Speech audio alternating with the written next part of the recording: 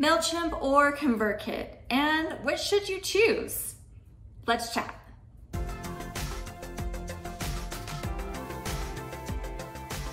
Okay, so if you've followed my channel even just a little bit, you know that I am a fan of ConvertKit. ConvertKit is my chosen email provider. However, as an online business manager, I've also used Mailchimp a lot. So I typically have clients in one of the two fields, Mailchimp or ConvertKit. I will say I typically try to get them to convert to ConvertKit because it is my preference. However, I do think that competition in the field is really good and that Mailchimp and ConvertKit are better for different types of online business owners and creators. And so today I wanted to go over just 5 different features to compare the two and see which one might be better for you. Having said all of that, let's get started and jump into our first comparison, which is price.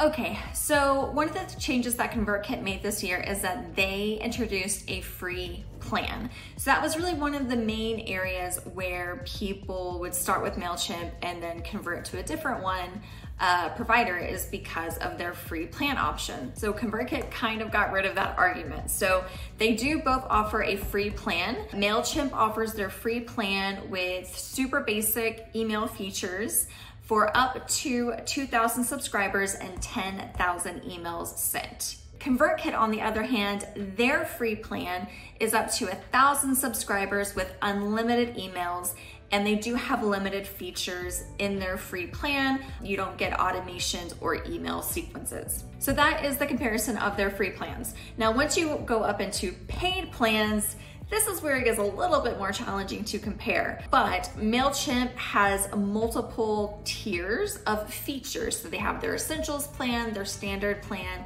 and their premium plan. So each one kind of offers different features. So once you move from the free plan up to, say, the essentials plan, you get additional support and access to all of their templates. Then once you move from essentials to standard, you get more audience insights and custom templates. So it's sort of depending on your needs, you can pick the tier. Then within each of those tiers, the price will change depending on how many subscribers you have. So just looking at, say, the essentials plan, which is just one step up from the free plan. And if you have 2,500 contacts, that's gonna cost you around $29 a month.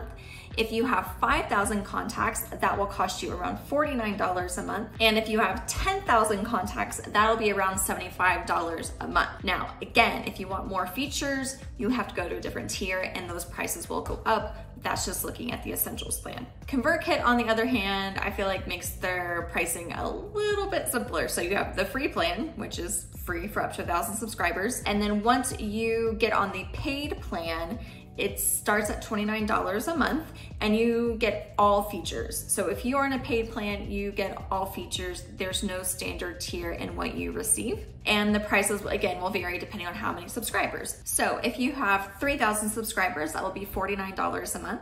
If you have 5,000 subscribers, that will be $79 a month. And if you have 10,000 subscribers, that will be around $119 a month. A little bit more than Mailchimp's essential plan, but again, you've unlocked all features. There's no tiers. And so pricing is really gonna come down to what features you need and how many subscribers you have. I do think they're a little hard to compare for pricing. I think they're about the same if I really had to look at it, but because of the tiers of features, that does make a difference. For me personally, I've gone with ConvertKit from the very beginning, the $29 a month. I didn't even mess with the free plan. I just unlocked all the features, and that has been my focus to grow my email list. That's sufficient for me, but you may be in a different place and you may want to look at the pricing comparisons a little bit more in depth. So really the winner here is, if you like simplicity, it's gonna be ConvertKit. If you want more customization based on your needs, then Mailchimp may be the winner for you in this instance. Point number 2, user friendliness.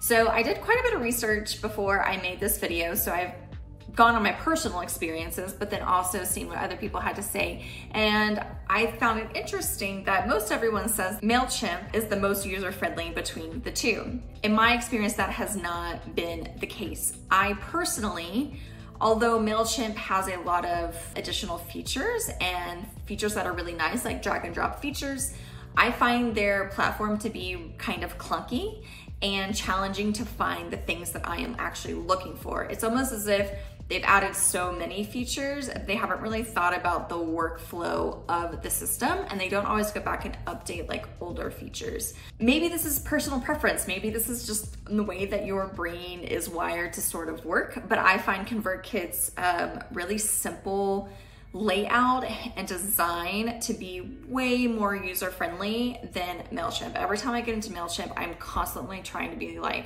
where does that live again? Why do I have to go to this? How many times do I have to click to get to the thing that I need to edit? Whereas ConvertKit, it's all kind of laid out really nice. It's easy to see. They do not have drag and drop features for a reason, which I will go into a bit later, but I just find that their design and their layout and the workflow that they take you through makes the most sense to me.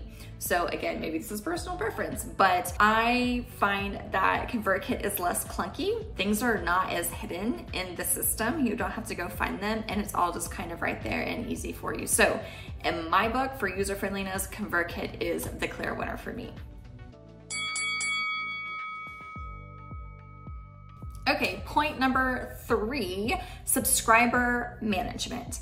So this one's really interesting to me because I do think that Mailchimp and ConvertKit kind of serve different purposes when it comes to your subscriber management. First of all, Mailchimp calls them contacts. ConvertKit calls them subscribers. I'm gonna stick with subscribers because that's the word that I'm most familiar with, but just so that there's a slight difference there. So Mailchimp, one way that they're really good in this area is that you can have multiple lists. So if you have multiple businesses, let's take me for example. I am an online business manager. So my clientele and the people that I'm marketing to are very different from my traveling tailor persona, which is my blog and my YouTube channel, right? So like those are people that don't ever really cross over, and I would want to create completely separate lists for those people. And then within lists, you can create, you can assign tags or segments to kind of break them out a little bit more. So that's a really great feature of Mailchimp, whereas ConvertKit, they just put all of your subscribers together in one list. There's no breaking out of lists, they're just all together, and you really have to divide them up by tags and segments. Now, one area where I feel Mailchimp really sort of falls flat in the subscriber management area is finding your subscribers. You have to go to your audience and then audience management, and then you go to list, and then it becomes kind of confusing to filter them out at times, I feel. And then also I've had to clean up multiple subscribers and lists for both Mailchimp and ConvertKit for different clients. So I've had to do this for multiple people, different size lists, everything from 100 to 5,000. And I just found that the editing process and cleaning that up was much more challenging in Mailchimp because I had to click into multiple different areas and I couldn't always just see the information I needed to see. Whereas ConvertKit, when you first log in, your subscriber list is basically like your dashboard. That's the first thing you see. And there's a nice little chart there that shows your subscriber additions and the people who have unsubscribed. So you can see right off the bat where your list stands. If you scroll down, you see everybody, most recent subscribes up at the top, and your tags on the right, which act as filters. And so you can click on that, you can see exactly how many people have that tag, click on it, and it will filter them out. The other thing I really like about the ConvertKit subscriber management is I can multi-select, which you can do in Mailchimp too. You can multi-select and do bulk options, but those bulk action options are very different. So in Mailchimp, it's basically unsubscribe, resubscribe, add to a new list. Whereas in ConvertKit, you can add or remove a tag, so you can group them in different ways quickly. You can add or remove a sequence, which is super helpful if you've created a new email sequence and you're like, oh, these 5 people, I really need it to go to them. You just boop, boop, boop, and it starts that sequence for them. So that's one area that I like. There's also, because Mailchimp has multiple lists, like I mentioned earlier, for multiple businesses, which is great, that also means that you can have double subscribers. So you have a subscriber on one list and a subscriber on the other list, and they count as 2, not as 1. Whereas ConvertKit, that person is just going to count as 1 subscriber. So there was actually a lot more to that section that I originally thought, but that is kind of my experience on the subscriber list and how they kind of function a little bit differently. Okay, moving on to point number 4, which is email automations. Now, I will say, just in the last couple months, I've had to use the Mailchimp automation for the first time. So this was me having used multiple providers in the past and built multiple automations for different clients, using the Mailchimp one for the first time, and I struggled. So this also kind of goes back to user friendliness for me, like someone who kind of understands the process and how to build that funnel for a client, from a form to the email sequence to the automation. I spent an hour and a half on support with Mailchimp support, trying to get it figured out, trying to get that trigger from the form to the email sequence figured out. This wasn't someone who had a lot of forms already, didn't have a lot of built in, and so it should have been really simple, and it was a very, very frustrating process. But I did it. I just think that the learning curve from creating the entire automation is a little bit higher with Mailchimp. And again, this kind of goes back to its clunkiness and not being able to find things as easily. The visual automation of ConvertKit is really the thing that I've always loved the most, and the reason that I was willing to pay for the paid plan right off the bat. And I didn't even consider any other email provider. I actually did consider Mailchimp just because it had the free option, but as soon as I jumped in, I remembered how frustrating it was, and so I just went back to ConvertKit because it makes the most sense to me.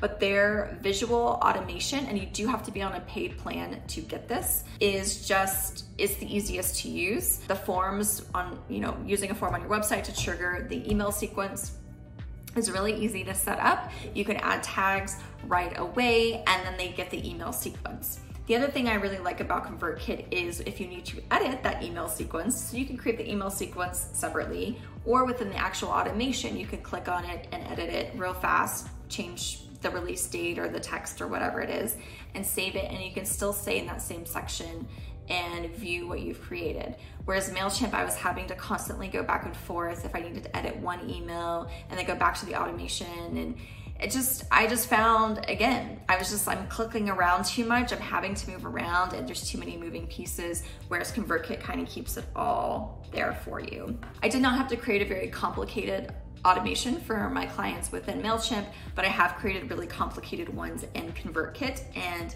based on subscriber actions, and it's just easier. So when it comes to email automation, ConvertKit hands down wins this race for me. Mailchimp, you can do it, but I just think that if it's anything semi-complicated, it's gonna be really hard to get it created or to learn it if you've never learned it before. Okay, and fifth point is email templates, landing pages, and forms. So I know those were 3 different things, but I'm kind of grouping them into this one category, partly because I think this is really where the mission and the motivation behind each provider is really different. So Mailchimp has a lot of really great email templates. And I mentioned above, they use drag and drop features. And so it's really easy to pick a template, drag and drop your photos, change the colors, and make the design really pretty for your subscribers without a lot of back-end design work. ConvertKit, on the other hand, completely believes in like simple emails. So kind of the white background, you can add pictures and GIFs, not too hard, just as easy as, uploading it to anything else, Facebook or anything. But they don't have drag and drop features. And again, it's pretty basic. So if you really want to create a design, you're going to have to know HTML. You can have a custom template, but you have to know HTML to create it. So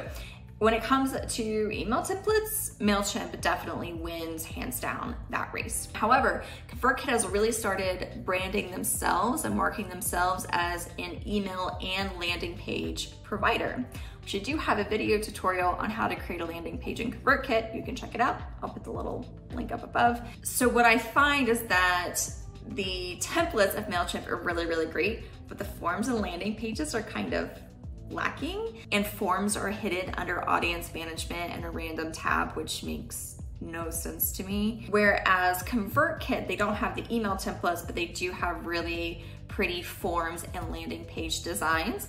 And now that they've really put this push out there to be a landing page company. They're constantly building up their library. So again, this feature kind of comes down to whatever it is that your needs are. So do you sell a product? Does it benefit you to have pictures and designs in your email and in your newsletter? Or are you a blogger or someone who maybe does sells online courses or something, and you just need more simple email, funnels and things like that. So it kind of just depends what it is that you're looking for. But again, this kind of goes back to the initial mission of each provider. And whereas Mailchimp was really more focused on for all marketers, making really pretty emails be simple, and ConvertKit started out as something for bloggers and e-commerce owners, and kind of focusing more on that funnel and that automation aspect. I should also mention that as of right now, August 2020, ConvertKit has a e-commerce or a ConvertKit commerce in beta. So they are now integrating the ability for you to sell your digital products through the platform. So you don't have to use other platforms to do that or take payment. You can actually do it all right through ConvertKit, which again kind of goes back to each provider's sort of initial mission and why they were created and the differences in how they've developed since then. So that's it. Those are the 5 things that I think kind of stand out and make a difference between the 2 providers.